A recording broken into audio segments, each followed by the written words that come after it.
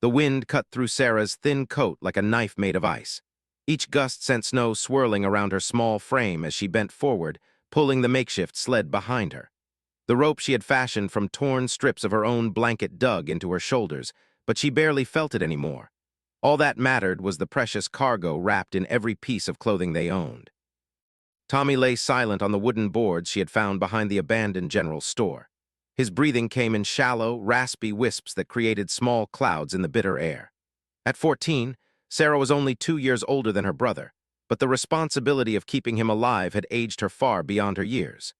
Their parents had been gone for 3 months now, taken by the fever that swept through their small mining town like a plague. The snow crunched under her worn boots with each determined step. Sarah had no idea how long she had been walking, only that the sun was getting lower and the cold was getting worse.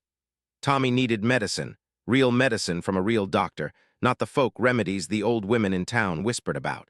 But the nearest doctor was in Millfield, 23 miles away across open prairie that stretched endlessly in every direction. She stopped for a moment and turned to check on Tommy.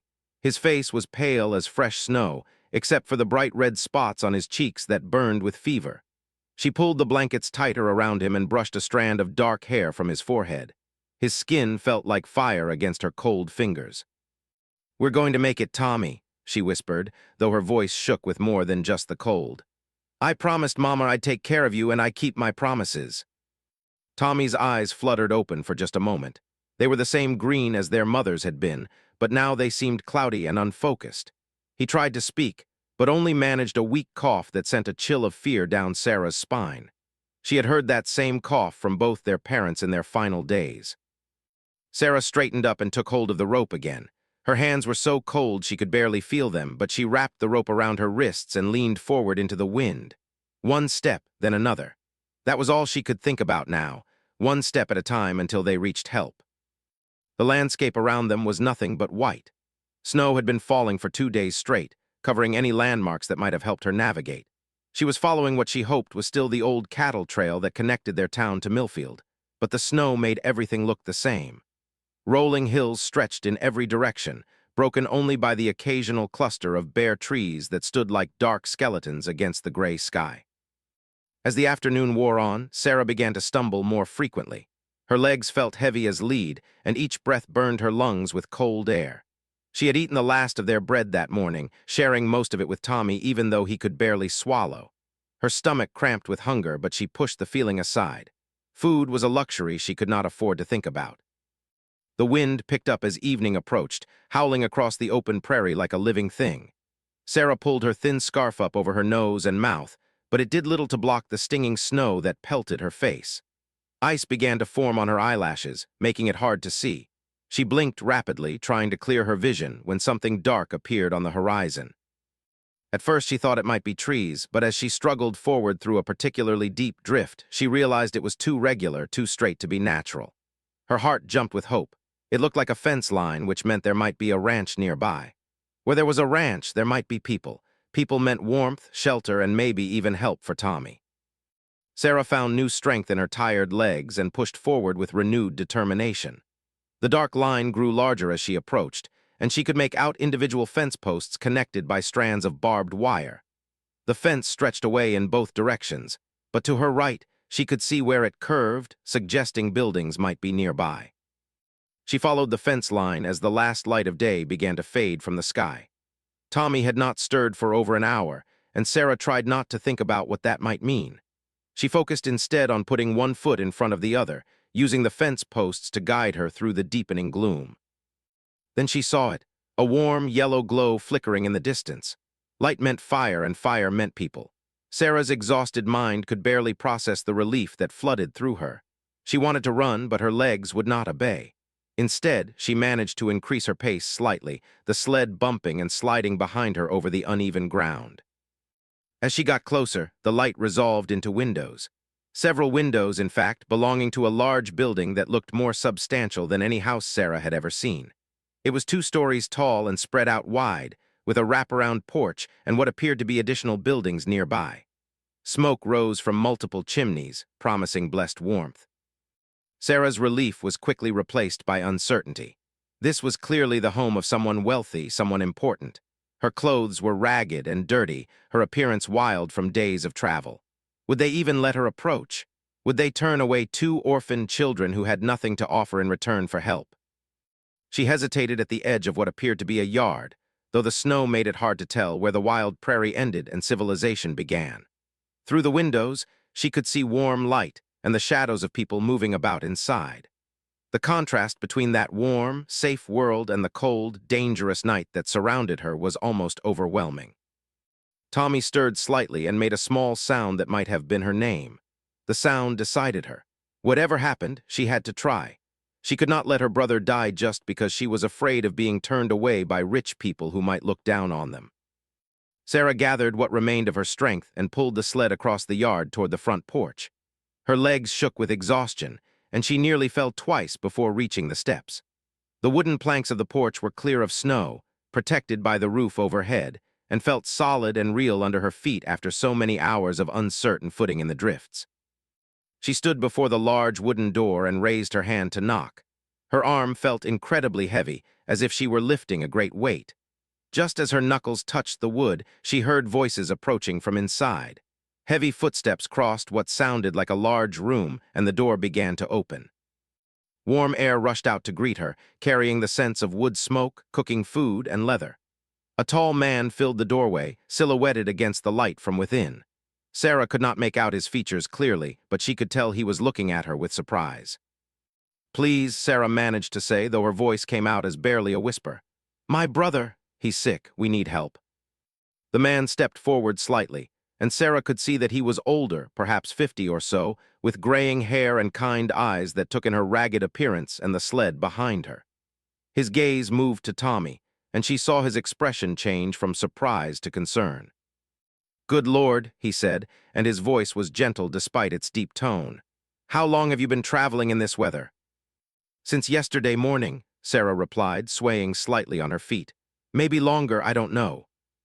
The man turned and called back into the house. "Margaret, come quickly and bring some blankets." A woman appeared beside him, her gray hair pulled back neatly, and her face kind but worried. She took one look at Sarah and Tommy and immediately began to move. "Bring them in right away, Charles," she said firmly. "That boy needs to get warm immediately." Charles, who Sarah realized must be the owner of this grand house, stepped out onto the porch without regard for the cold or his house clothes. He moved to the sled and carefully lifted Tommy in his strong arms. The boy looked impossibly small and fragile against the man's broad chest. "Can you walk, miss?" Charles asked Sarah gently. Sarah nodded, though she was not entirely certain it was true. She managed to follow Charles and Margaret into the house, where the warmth hit her like a physical force. Her legs gave out entirely, and she found herself sitting heavily on the floor of what appeared to be a grand entryway. Margaret was immediately beside her, wrapping a thick wool blanket around her shoulders and helping her to a chair that someone had quickly brought forward. Sarah wanted to protest, to insist that Tommy be cared for first, but her voice seemed to have abandoned her entirely. "Take the boy upstairs to the blue room," Margaret was saying to Charles. "I'll send James for Dr. Morrison immediately." "In this weather?" Charles asked. "Dr. Morrison has made house calls in worse storms than this," Margaret replied firmly. "Besides, look at that child. He cannot wait until morning." Sarah tried to stand, to follow Tommy upstairs, but Margaret gently pressed her back into the chair. "Your brother will be well cared for," the older woman said kindly. "Right now, you need to get warm and get some food in you. When did you last eat?" Sarah had to think about it. Time had become strange during their journey. "This morning," she said finally, "bread."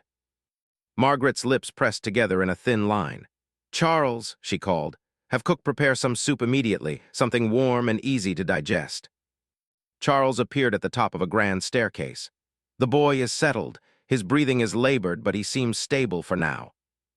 "Dr. Morrison?" Margaret asked. "James is saddling up now. He knows these roads better than anyone, and his horse is sure-footed. They'll make it through." Sarah felt tears begin to run down her cheeks, though she could not say if they were from relief, exhaustion, or simple gratitude. For the first time in days, she allowed herself to believe that Tommy might survive. These people, these wealthy strangers, were helping them without question or demand for payment. "What are your names, dear?" Margaret asked gently, settling into a chair beside Sarah. I'm Sarah Miller, Sarah managed to say. My brother is Tommy, we're from Copper Creek. Charles came back down the stairs, his expression thoughtful.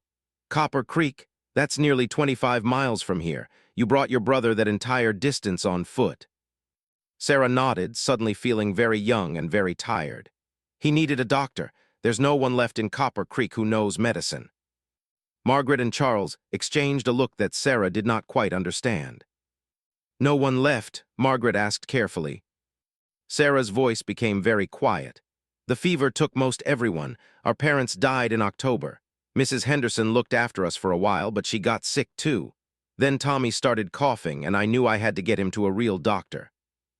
You've been caring for your brother alone since October. Charles's voice was filled with something that might have been amazement.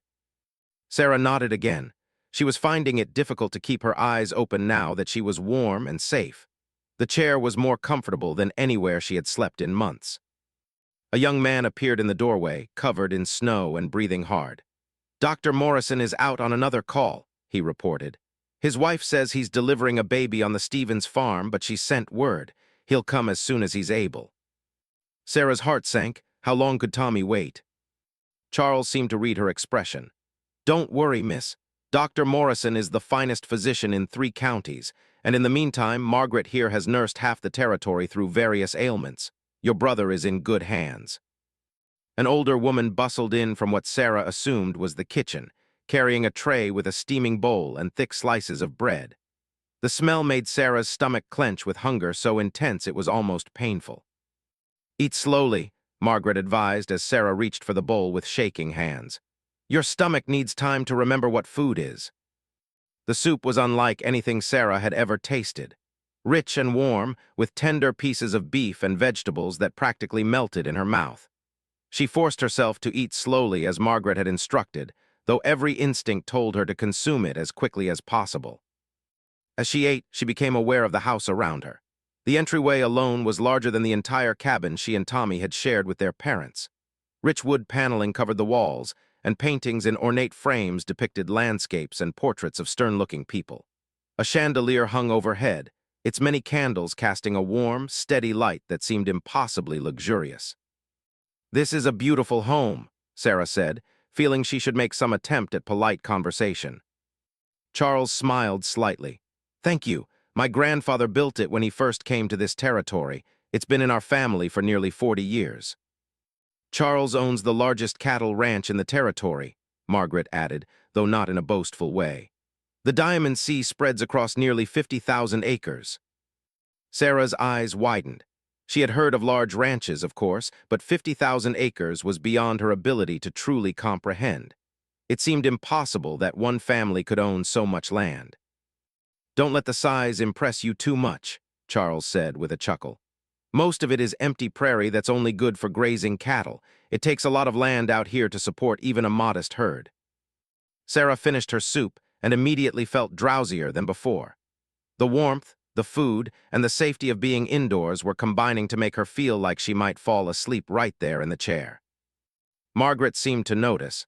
I think we should get you cleaned up and into some proper clothes, then let you rest. You've been through quite an ordeal. I need to stay with Tommy, Sarah protested, though her words were slightly slurred with exhaustion.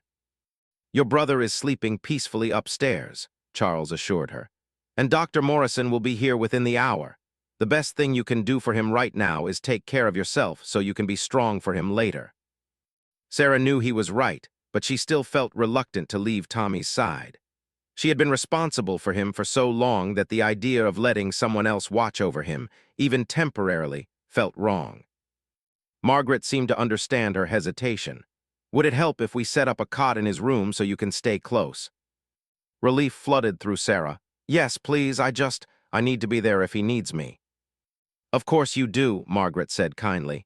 You're a good sister, Sarah. Your brother is lucky to have you.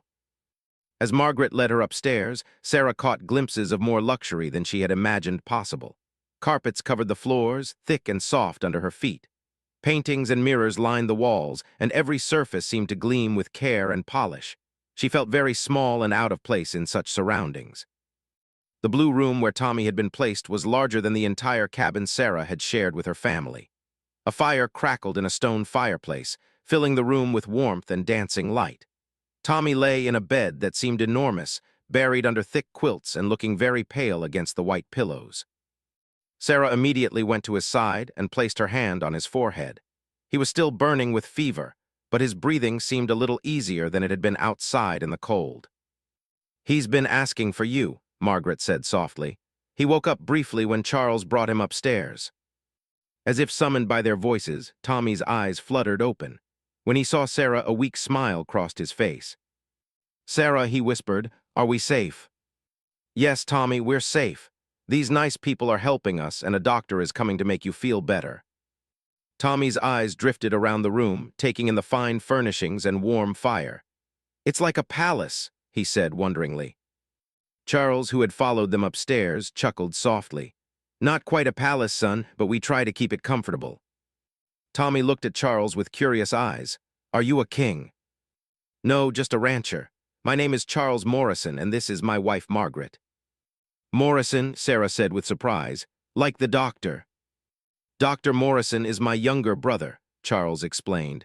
"He'll take excellent care of your brother, I promise you that." Sarah felt another wave of relief. Not only had they found help, but they had somehow found their way to the very family of the doctor Tommy needed. It seemed almost too good to be true. Margaret returned with fresh clothes for Sarah, a simple but clean dress that was only slightly too large, thick stockings, and a warm robe. She also brought a basin of warm water and clean cloths.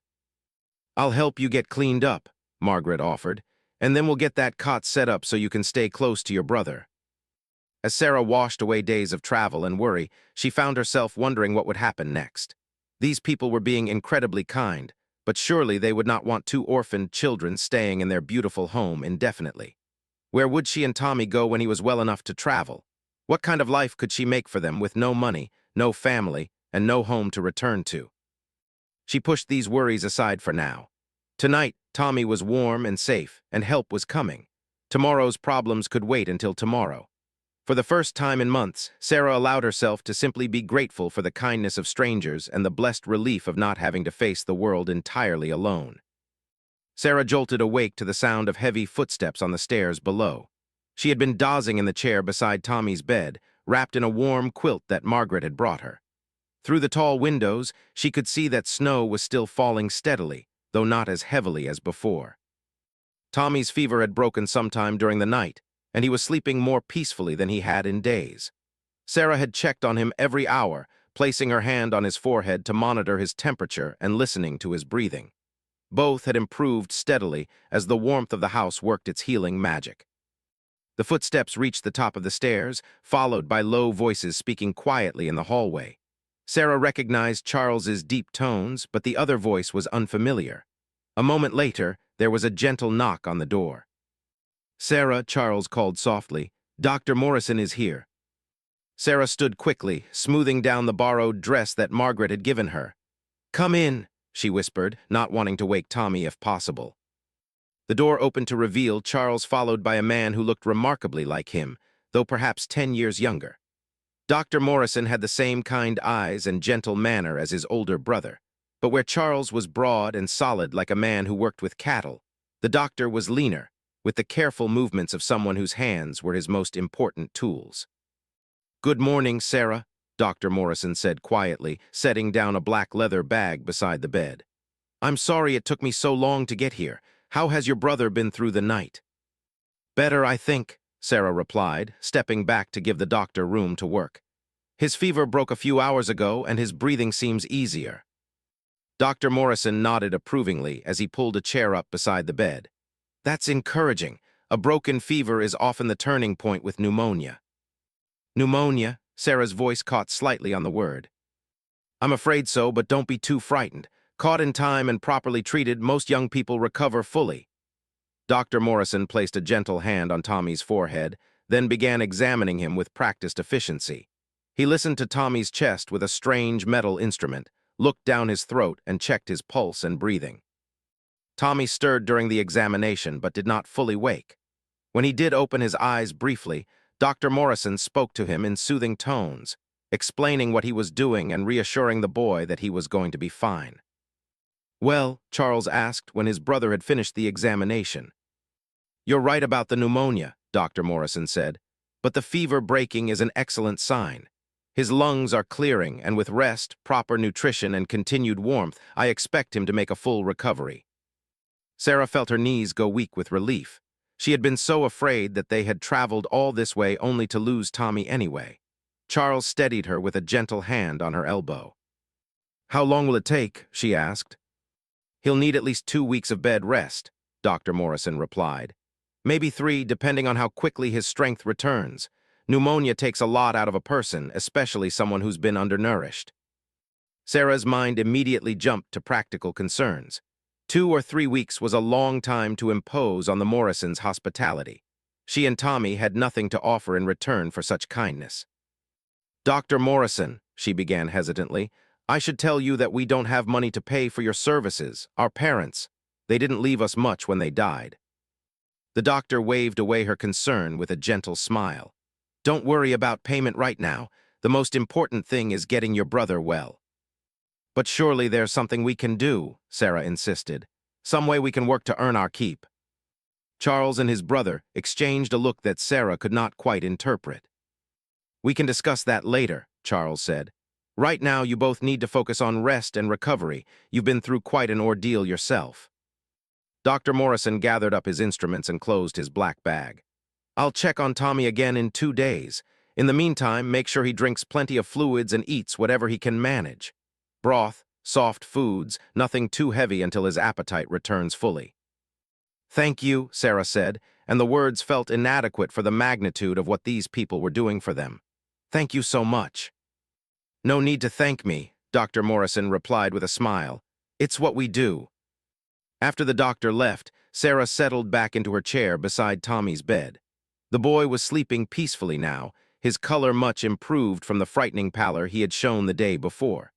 She pulled the quilt around herself and tried to process everything that had happened. Less than 24 hours ago, she had been struggling across the frozen prairie, terrified that Tommy might die before she could get him help. Now they were safe in the most beautiful house she had ever seen, being cared for by people who seemed almost too good to be true. It felt like a dream, except for the very real warmth of the fire and the solid comfort of the chair she sat in. Margaret appeared in the doorway carrying a breakfast tray. The older woman moved quietly, clearly trying not to disturb Tommy's sleep. "How are you feeling this morning, dear?" she asked, setting the tray on a small table near the window. "Much better, thank you. Dr. Morrison says Tommy is going to be fine." "William is an excellent doctor," Margaret said with obvious pride. "He saved more lives in this territory than anyone can count." Sarah looked at the breakfast tray, and her stomach reminded her that she had not eaten since the soup the night before. Margaret had brought eggs, bacon, toast, and fresh milk, more food than Sarah had seen in one place since before her parents died. "This is too much," Sarah protested. "I can't possibly eat all of this." "Nonsense, you're far too thin and you need your strength to help care for your brother." Margaret's tone brooked no argument. "Besides, Cook made far too much as usual. It would just go to waste otherwise." As Sarah ate, Margaret busied herself tidying the room and checking on Tommy. The older woman had a competent, motherly way about her that reminded Sarah painfully of her own mother. It had been so long since she had felt cared for by an adult that she had almost forgotten what it was like. "Margaret," Sarah said carefully, "I want you to know how grateful we are for everything you're doing. But I also want to make sure we don't overstay our welcome, as soon as Tommy is well enough to travel." Margaret looked at her with surprise. "Travel where, dear?" The question stopped Sarah short.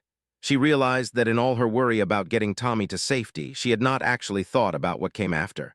Where would they go? What would they do? I'm not sure," she admitted. "I suppose we'll have to figure something out."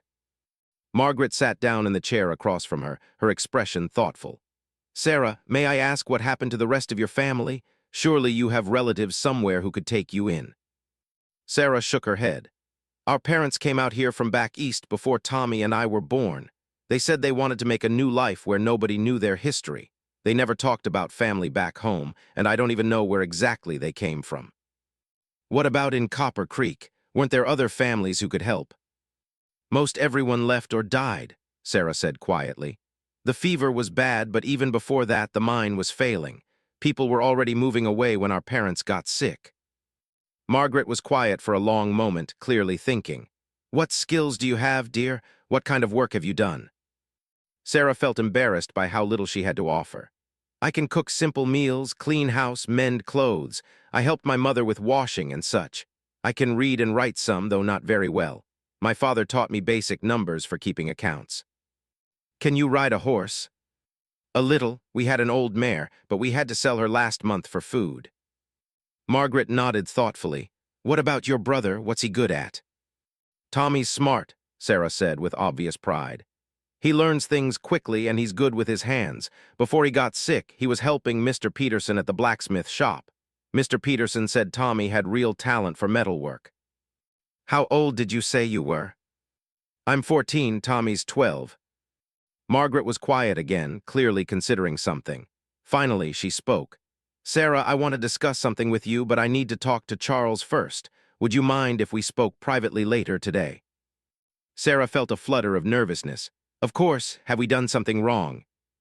Oh no, dear, nothing like that at all. Quite the opposite, actually. Margaret smiled warmly.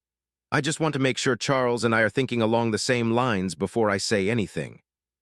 After Margaret left, Sarah spent the morning sitting with Tommy and thinking about the older woman's questions. It was clear that the Morrisons were considering some kind of arrangement, but Sarah could not imagine what it might be. They seemed like kind people, but they were also clearly wealthy and important. Why would they want to burden themselves with 2 orphan children? Tommy woke up around midday, much more alert than he had been since falling ill. His fever was completely gone, and though he was still weak, he was able to sit up and take some broth without difficulty. Sarah, he said after she had helped him eat, where are we exactly? Sarah explained about their journey and rescue, watching Tommy's eyes grow wide with amazement as she described the size and luxury of the Morrison ranch. Are we really staying here? He asked. For now, until you're well enough to travel. Dr. Morrison says you need at least 2 weeks of rest. Tommy looked around the beautiful room with its fine furnishings and warm fire. I never imagined places like this really existed. Neither did I, Sarah admitted. But Tommy, we can't expect them to take care of us forever. We need to start thinking about what we're going to do after you're better. Tommy's expression grew serious. We don't have anywhere to go, do we? Sarah did not want to frighten him, but she also did not want to lie. We'll figure something out. We always do. That afternoon, while Tommy napped, Sarah decided to explore the house a little. She had seen only the entryway and the room where they were staying, and she was curious about the rest of this grand home. She made her way carefully down the wide staircase, running her hand along the polished wooden banister. The main floor was even more impressive than she had realized the night before. A large parlor opened off the entryway, filled with comfortable furniture and more books than Sarah had ever seen in one place. Through an archway, she could see a dining room with a table large enough to seat 12 people. She found Margaret in what appeared to be a kitchen, though it was larger and better equipped than any kitchen Sarah had ever imagined. A large wood stove dominated one wall, and copper pots hung from hooks overhead. A woman Sarah had not met before was working at a large table, kneading bread dough. Sarah, dear, Margaret said when she saw her. Come in, come in. This is Mrs. Patterson, our cook. Everyone just calls her Cook. Cook looked up from her bread and smiled warmly. She was a plump, cheerful-looking woman with flour-dusted hands and kind eyes. So you're the brave girl who brought her brother all this way, Cook said approvingly. That took real courage, I'd say. Sarah felt herself blushing. I just did what I had to do. That's exactly what courage is, Margaret said. Doing what needs to be done even when you're afraid. Cook returned to her bread making, and Margaret led Sarah to a small table near a window that looked out over the ranch yard. Even with snow covering everything, Sarah could see that it was an impressive operation. Several large barns and outbuildings were visible, and she could make out the shapes of cattle in the distance. Sarah, Margaret began, I've spoken with Charles, and we'd like to make you a proposition. Sarah felt her heart begin to beat faster. What kind of proposition? We'd like to offer you and Tommy a permanent home here on the ranch. Sarah stared at her, certain she had misunderstood. A home. We know it's a lot to think about, Margaret continued. But Charles and I have been discussing your situation, and we think it could work out well for everyone. I don't understand. Why would you want us here? Margaret smiled. Several reasons. First, because you're good children who deserve a chance at a proper life, but also because we could genuinely use your help. Sarah was still struggling to process what she was hearing. What kind of help? Charles and I aren't young anymore, Margaret explained. We never had children of our own, and while we have hired help for the ranch work, we don't have anyone to help with the house. You've already shown that you're responsible and capable. I think you could learn to manage household duties, keep accounts, help cook with meals and preserving. What about Tommy? Tommy would be perfect for ranch work. Charles says good hands who understand animals and metalwork are hard to find. When Tommy's fully recovered, he could start learning the business from the ground up. Sarah's mind was reeling. A permanent home, steady work, safety for both her and Tommy. It seemed too good to be true. You don't have to decide right away, Margaret said gently. Take some time to think about it. Talk it over with Tommy when he's feeling stronger. What would happen to us if we said yes? Sarah asked carefully. Would we be servants? Oh no, dear. You'd be family. Charles and I would see that you both get proper schooling, clothes, everything you need. In exchange, you'd help with the work around here, learn the business. When you're older, if you wanted to leave and make your own way in the world, you'd have skills and experience that would serve you well anywhere. Sarah felt tears beginning to well up in her eyes. After so many months of struggle and fear, the idea of true security seemed almost overwhelming. There is one thing, Margaret continued. We'd want to make it legal and proper. Charles would adopt you both if you're agreeable to it. You'd be Morrisons with all the rights and protections that go with the name. Adopt us? Sarah's voice was barely a whisper. It would mean you'd never have to worry about being alone again. You'd have a family, a name, a future. Sarah could not speak for a moment.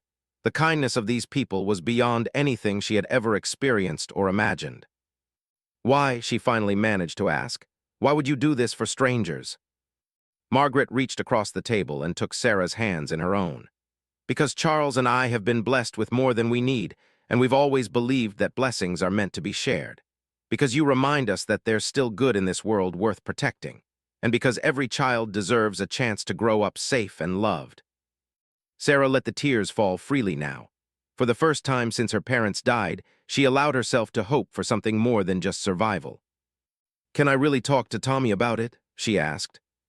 Of course, this decision affects both of you. Take all the time you need.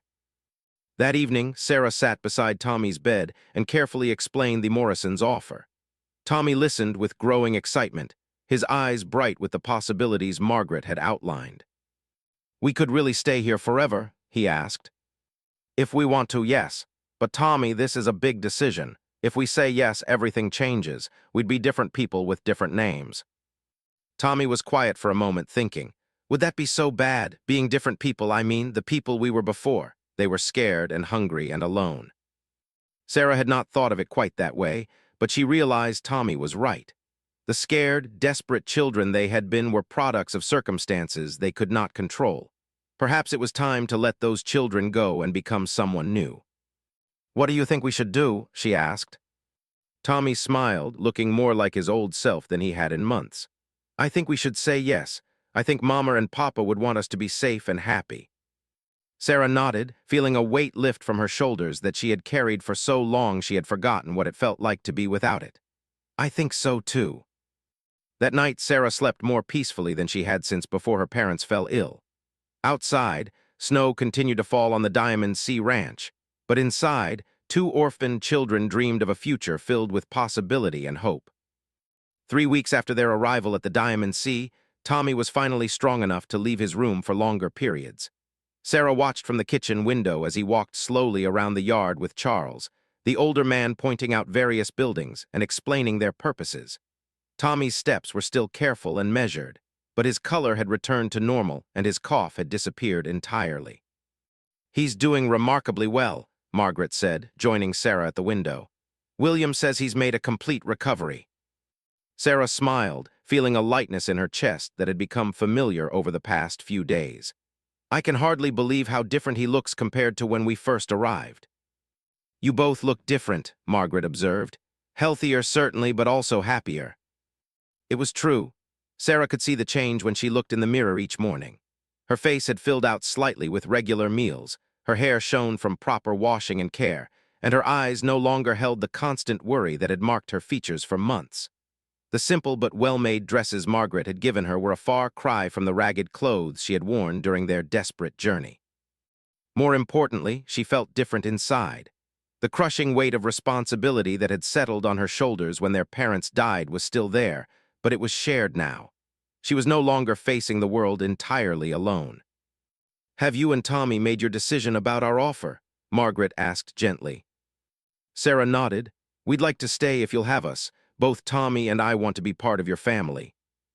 Margaret's face lit up with genuine joy.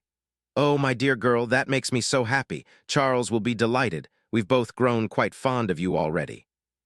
That afternoon, Charles gathered the entire household in the large parlor to make the arrangement official. In addition to Sarah, Tommy, Margaret, and himself, Cook was there along with James, the young man who served as foreman, and several of the other ranch hands who happened to be near the house. Charles stood near the fireplace, looking more formal than Sarah had ever seen him. "I wanted everyone here to witness this," he began, "because what we're doing today affects the whole ranch family." He turned to Sarah and Tommy, who were sitting together on one of the large sofas. "Sarah and Tommy Miller, would you do me the honor of becoming my children? Would you take the Morrison name and let Margaret and me be your parents?" Tommy answered first, his voice clear and strong. "Yes, sir, I'd be proud to be your son." Sarah felt tears well up in her eyes, but they were good tears. "Yes, thank you for giving us a home and a family." Charles smiled broadly and crossed the room to embrace them both. "Then it's settled. From this day forward, you're Sarah Morrison and Tommy Morrison, and this is your home for as long as you want it to be." Cook applauded loudly, and James whistled his approval. The other ranch hands, tough men who spent their days working with cattle and horses, grinned and offered their congratulations. Sarah realized that in accepting the Morrisons' offer, she and Tommy were becoming part of something larger than just one family. They were joining a community. Over the following weeks, Sarah threw herself into learning her new role in the household. Margaret was a patient teacher, showing her how to manage the complex operations of running a large ranch house. There were accounts to keep, meals to plan, supplies to order, and a dozen other responsibilities that Sarah had never imagined. "The key," Margaret explained as they worked together in the ranch office, "is organization and planning ahead. A ranch like this doesn't run itself."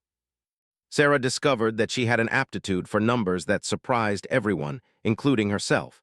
She could look at columns of figures and spot errors that others missed, and she had an intuitive understanding of budgets and costs that impressed even Charles.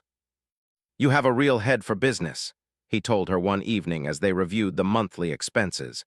"I think you could manage this whole operation someday if you wanted to."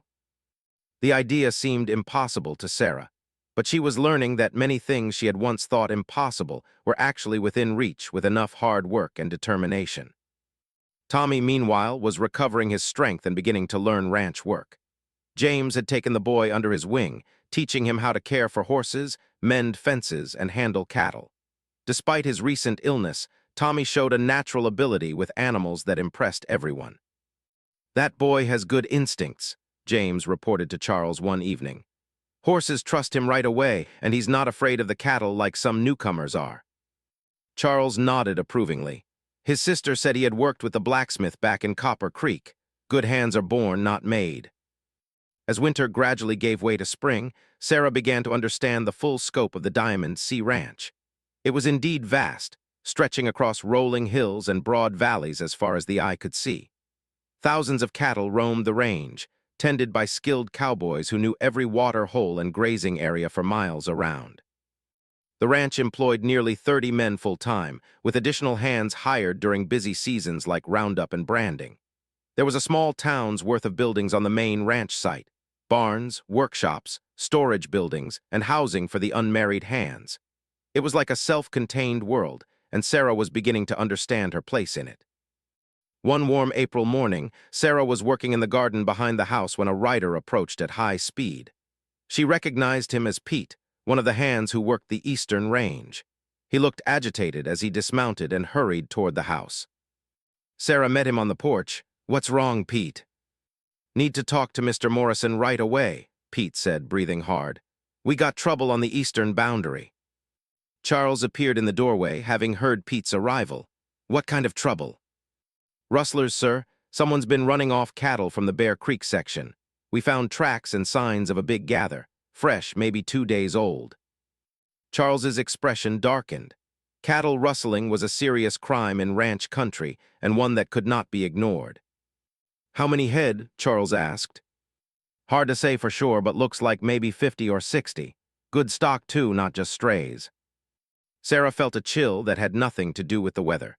She had heard stories about rustlers and the trouble they could cause for honest ranchers. Some of the tales involved violence and even killing when thieves were confronted. "Round up the boys," Charles told Pete. "We'll ride out in an hour to take a look."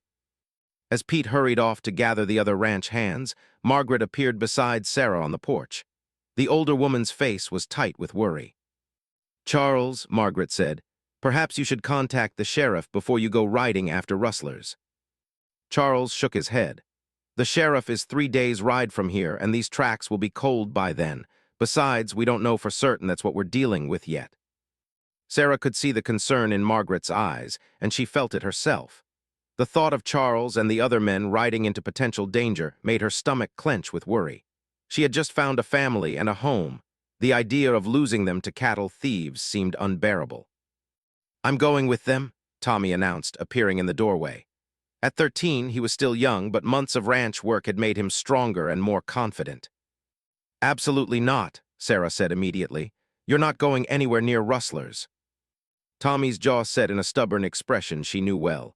"I'm a Morrison now. This is my ranch too, and I have a right to help protect it." Charles looked at the boy thoughtfully. "Tommy, I appreciate your courage, but your sister is right. This could be dangerous work for grown men." "Then let me come just to help track," Tommy insisted. "I won't get in the way, but I have good eyes and I know cattle. I might see something useful." Before Charles could answer, James rode up with 6 other men. They were all armed and looked grimly determined. Sarah realized that this was a side of ranch life she had not seen before, the hard, sometimes dangerous reality of protecting valuable property in a place where the nearest law was days away. "We ready, boss?" James asked.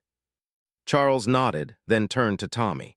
"You can come as far as the eastern boundary, but you stay back when we investigate the actual rustling site. Understood?" Tommy nodded eagerly, and Sarah felt her worry increase. She understood the logic. Tommy was indeed part of the ranch family now, and he needed to learn all aspects of the business. But he was still her little brother, and the protective instincts she had developed over the past months were hard to suppress. "Be careful," she told Charles as he prepared to mount his horse. "All of you." Charles squeezed her shoulder gently. "We will. This is probably nothing more than some drifters who thought they could make easy money.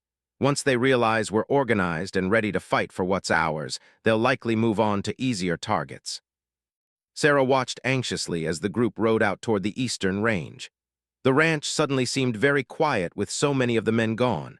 She helped Margaret with the household tasks, but her mind kept wandering to the riders and what they might find.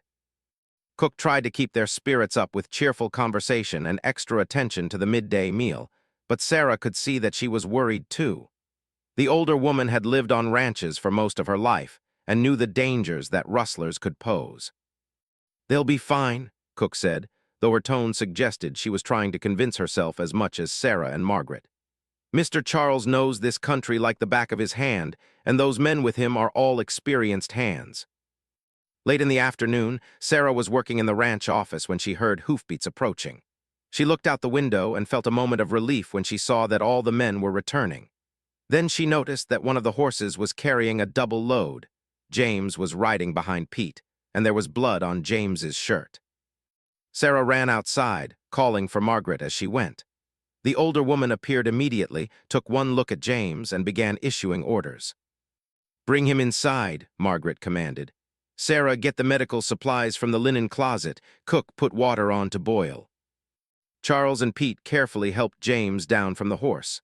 The young foreman was conscious but pale, and he held his left arm awkwardly against his body. "What happened?" Margaret asked as they helped James into the house. "Rustlers were still in the area," Charles explained grimly. 3 of them armed and ready for trouble. James took a bullet in the shoulder, but we got them. Are they dead? Sarah asked, then immediately felt foolish for the question. Two are, the third one will hang when we get him to the sheriff. Charles's voice was flat and matter-of-fact. They opened fire on us first. We had no choice but to defend ourselves. Sarah felt shaky as the reality of what had happened sank in. Men had died today, and James could have been killed. This was a side of ranch life that was entirely new to her, but she realized it was probably not uncommon in this country where law was scarce and men had to protect their own property. Margaret took charge of treating James's wound with practiced efficiency. She had clearly dealt with injuries before, and her hands were steady as she cleaned and bandaged the bullet hole in the foreman's shoulder. The bullet went clean through, she announced after examining the wound. No bones hit. You'll be sore for a while, but you should heal fine. James managed a weak smile. Thanks, Mrs. Morrison, I've had worse. Tommy appeared in the doorway, looking shaken but unharmed. Sarah immediately went to him and pulled him into a fierce hug. Are you all right? She asked. Tommy nodded against her shoulder. I stayed back like Mr. Charles told me to. I heard the shooting, but I didn't see any of the fighting. Sarah felt both relief and pride. Relief that Tommy was safe, and pride that he had followed orders even when his natural impulse was probably to help. That evening, as the household settled back into normal routines, Charles called Sarah into the ranch office. He looked tired but satisfied as he settled into his chair behind the large wooden desk. I wanted to talk to you about what happened today, he said. I know it was probably frightening for you and Tommy to see the violent side of ranch life. Sarah nodded. I knew there could be dangers, but seeing James hurt made it real in a way I hadn't expected. This country is still rough in many ways, Charles continued. The nearest sheriff is days away, and there are men who think they can take what doesn't belong to them. Sometimes the only law is what we make ourselves. Do things like this happen often? Not often, but often enough that we have to be prepared. Every man who works for me knows how to handle a gun and is willing to use it to protect the ranch. It's part of the job out here. Sarah thought about this for a moment. What about when Tommy gets older? Will he have to? He'll learn to defend himself and the ranch, yes, but I'll make sure he's properly trained and ready before he ever faces real danger. Charles leaned forward slightly. Sarah, I want you to understand something important. This ranch, this family, these people, they're all worth fighting for. What we have here is good and decent, and there will always be those who want to take it away. Sarah nodded slowly. I understand. I also want you to know that you and Tommy handled yourselves well today. You didn't panic. You helped where you were needed, and Tommy showed real maturity in following orders even when he wanted to be part of the action. That night, Sarah lay in her comfortable bed and thought about the day's events. The violence had been shocking, but she found that she was not as disturbed by it as she might have expected. The rustlers had been thieves who opened fire on honest men trying to protect their property. Charles and the other hands had defended themselves and their livelihood, nothing more. She realized that her perspective on right and wrong had been shaped by months of struggling to survive and protect Tommy. She understood now that sometimes good people had to do hard things to protect what mattered to them. The Morrisons had given her and Tommy a home, a family, and a future. If that was worth fighting for, then she was prepared to do whatever was necessary to help protect it. The next morning brought news that the surviving rustler had confessed to being part of a larger gang that had been operating throughout the territory. The sheriff, when he finally arrived, was grateful for the Morrisons' actions and praised Charles for his handling of the situation. You saved me and my deputies a lot of trouble, the sheriff told Charles, and probably saved other ranchers from losing their stock as well. As spring turned to summer, life on the Diamond Sea settled back into peaceful routines. Sarah's skills as a household manager continued to develop, and she began taking on more responsibilities. Tommy grew stronger and more competent with ranch work, earning the respect of the older hands with his willingness to work hard and learn. But both siblings had learned something important about their new life. The safety and security they had found came with responsibilities and occasionally with dangers. They were no longer just two orphaned children struggling to survive. They were Morrisons now, with all that the name represented. They had people who depended on them, property to protect, and a reputation to uphold. Sarah found that the knowledge made her feel more grounded rather than burdened. For the first time in her life, She truly belonged somewhere and had something worth protecting. The scared, desperate girl who had dragged her dying brother across frozen ground was gone, replaced by a young woman who was learning to be strong in new ways. As she watched Tommy working with the horses one warm June morning, Sarah smiled to herself. They had both come so far from those terrible days in Copper Creek. The future stretched ahead of them now, full of possibilities they could never have imagined when they were alone and afraid. Whatever challenges lay ahead, they would face them as Morrisons, as family, and as people who had learned that sometimes the greatest strength comes from knowing you have something precious enough to fight for. 2 years had passed since that desperate winter journey across the frozen prairie, and Sarah barely recognized herself in the confident young woman who now managed much of the Diamond Sea's household operations. At 16, she had grown tall and strong, her once thin frame filled out with good food and steady work. More importantly, the constant worry that had marked her features during those dark months in Copper Creek had been replaced by a calm assurance that came from knowing her place in the world. She stood on the front porch of the ranch house, reviewing the supply list she had prepared for the monthly trip to Millfield. As the ranch's primary housekeeper and bookkeeper, Sarah was responsible for ordering everything from food staples to medical supplies, and she took pride in ensuring nothing was overlooked. "Quite a list this time," Charles observed, joining her on the porch with a cup of coffee steaming in the cool morning air. Sarah smiled at the man she now called father without hesitation. "We're getting ready for roundup season. Cook says we'll have 20 extra men for meals, and I want to make sure we have everything we need." Charles nodded approvingly. "You think like a true rancher now. Planning ahead is what separates successful operations from failed ones." It was true. Sarah had discovered that she possessed not only an aptitude for numbers and organization, but also an instinctive understanding of the complex logistics that kept a large ranch running smoothly. Charles had begun consulting her on business decisions that went far beyond household management, recognizing that her sharp mind and attention to detail were valuable assets to the operation. Tommy appeared around the corner of the house, leading 2 saddled horses. At 15, he had grown into a lean, capable young man who moved with the easy confidence of someone completely at home in ranch country. His face was tanned from long hours in the sun, and his hands showed the calluses that came from real work with rope and leather. "Ready for town?" he asked Sarah, handing her the reins to her horse. Sarah had learned to ride well over the past 2 years, though she would never have Tommy's natural ability with horses. Still, she was comfortable in the saddle and enjoyed the monthly trips to Millfield for supplies and news from the outside world. "Margaret's giving you the grocery list," Charles told Tommy. "And Sarah, I want you to stop by the bank and check on our account balance. I'm thinking about investing in some new breeding stock." Sarah nodded, tucking the supply list into her saddlebag. These business errands had become routine for her, and she took satisfaction in Charles's trust in her abilities. The banker in Millfield, who had been skeptical of dealing with a teenage girl when she first began handling the ranch's financial business, now greeted her with the same respect he showed any important customer.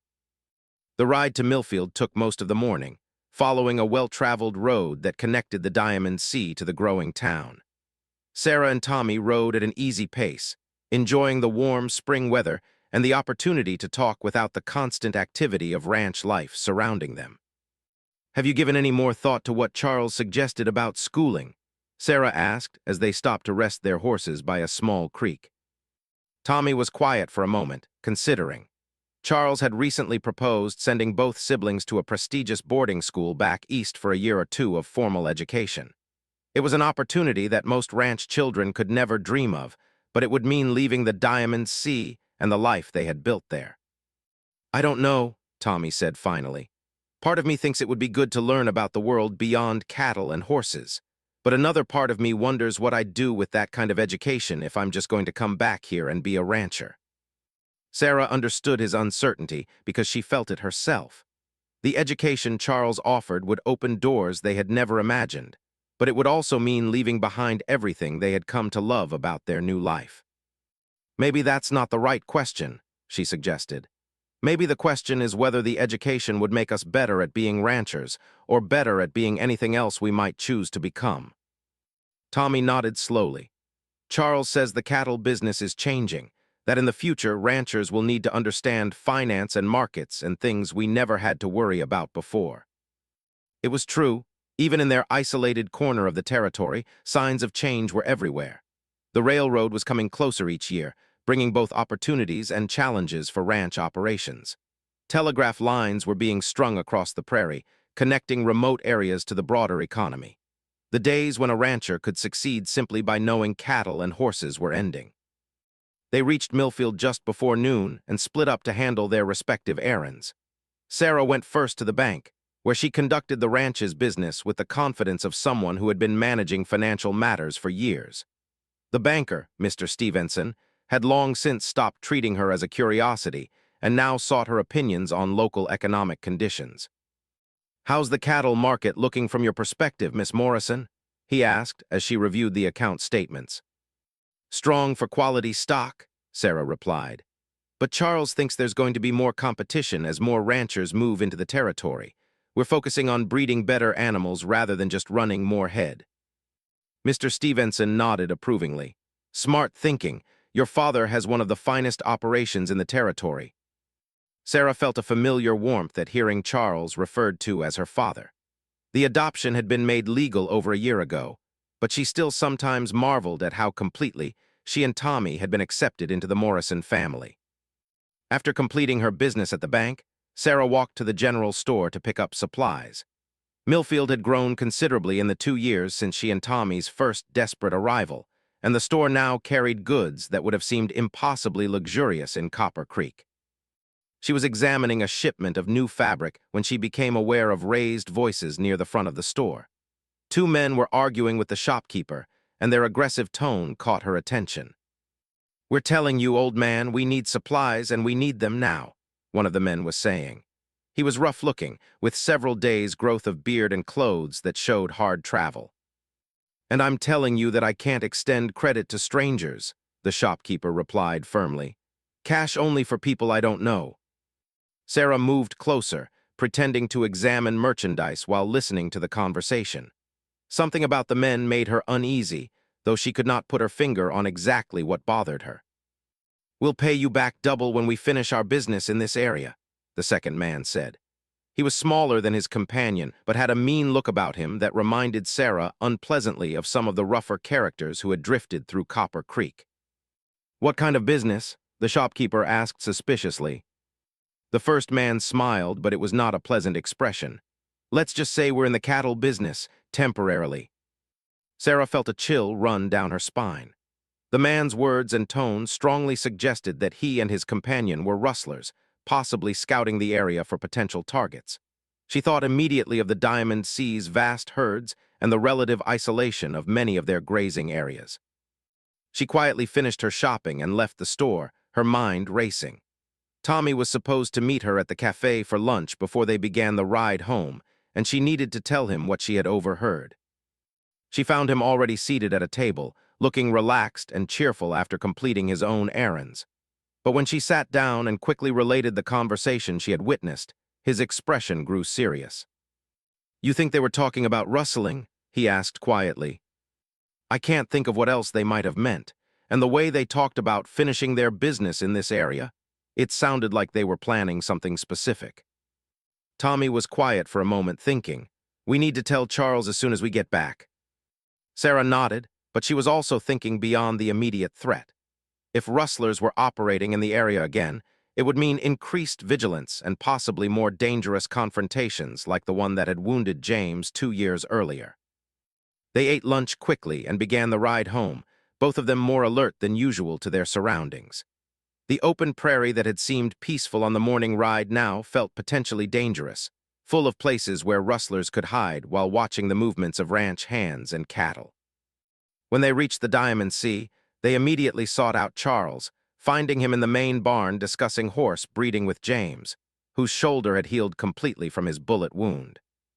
Sarah quickly related what she had overheard in Millfield, and she watched Charles's expression grow grim as she described the men and their conversation. "Could be nothing," James said when she finished. "Could be drifters looking for work and talking big to impress people." "Could be," Charles agreed, "but we can't afford to assume that. Sarah, you did the right thing bringing this to my attention immediately." Sarah felt a flush of pride at his approval. 2 years ago, she had been a frightened girl whose main concern was simply keeping herself and Tommy alive. Now she was a trusted member of a ranch family, someone whose observations and judgment were valued by experienced men. "What do we do?" Tommy asked. Charles considered for a moment. "We increase patrols on the outer ranges and make sure the men are all armed. James, I want you to ride out to the line camps and warn the boys to keep their eyes open."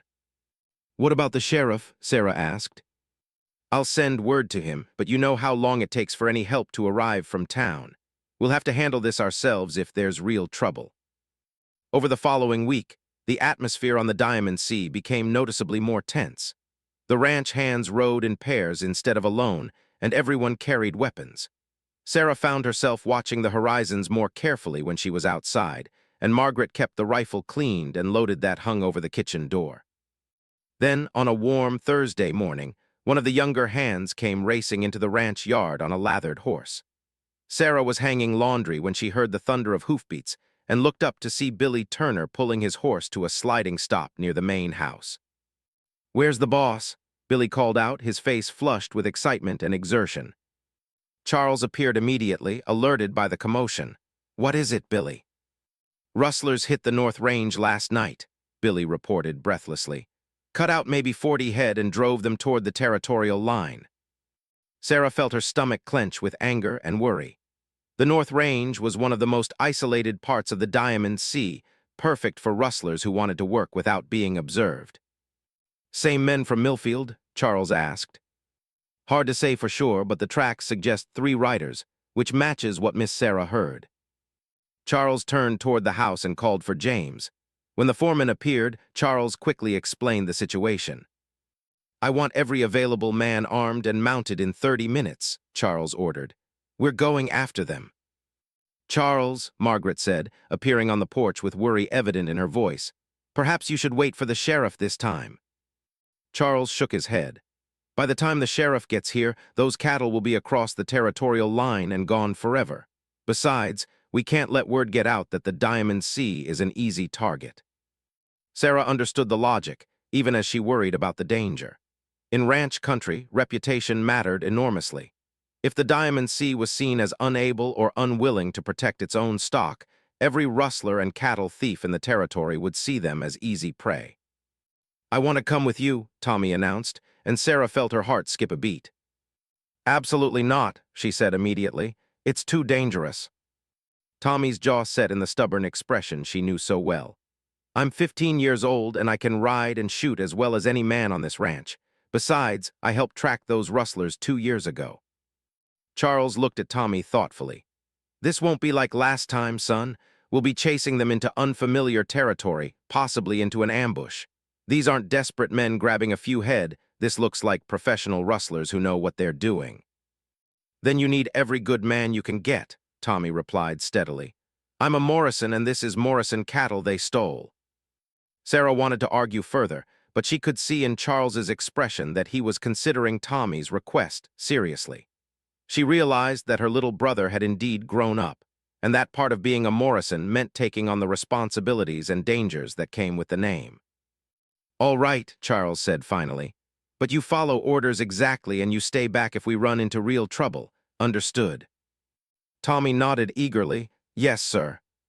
Sarah felt sick with worry, but she also felt proud of Tommy's courage and determination.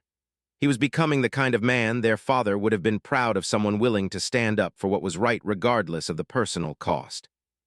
Within the hour, a group of 12 armed men rode out from the Diamond Sea, following the trail left by the rustlers and the stolen cattle.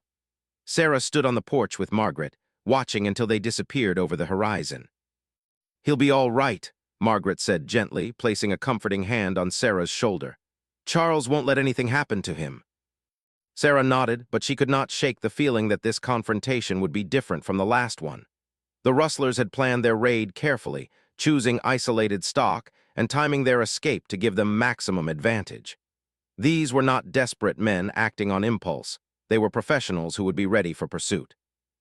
As the day wore on without word from the tracking party, Sarah found it increasingly difficult to concentrate on her usual tasks. She helped cook prepare extra food in case the men returned hungry and tired. and she made sure medical supplies were ready in case anyone was wounded. Evening came and went with no sign of the riders. Sarah and Margaret ate dinner in worried silence, both of them listening for the sound of returning horses. Cook bustled around the kitchen with nervous energy, cleaning everything twice and muttering prayers under her breath. It was nearly midnight when they finally heard hoofbeats approaching the ranch house. Sarah ran to the window and felt immense relief when she counted 12 riders returning. Everyone had come back safely. Charles and Tommy both looked tired and dusty, but neither appeared to be hurt. Sarah met them on the porch, her relief evident in her voice. "Did you catch them?" Charles nodded grimly. "We caught them all right, but it wasn't easy and it wasn't pretty." As the men dismounted and began caring for their horses, Sarah learned the full story of what had happened.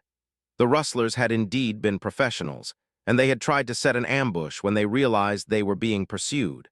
Only quick thinking and good tactics by Charles and his men had prevented the situation from becoming a disaster. "Tommy did well," James reported as they gathered in the kitchen for hot food and coffee. "Kept his head when the shooting started and followed orders like a veteran." Sarah looked at her brother with new eyes. He was no longer the sick, frightened boy she had dragged across the frozen prairie. He had become a man, tested in conflict and proven worthy of the Morrison name. "What happened to the rustlers?" she asked. Charles's expression was hard. "2 of them won't be stealing any more cattle. The 3rd one is tied up in the barn, waiting for the sheriff." Sarah nodded, understanding what Charles meant without needing details. Justice in ranch country was often swift and final, especially when dealing with armed thieves who shot first and asked questions later. Later that night, as the household finally settled down to rest, Sarah reflected on how much her life had changed since that desperate winter journey.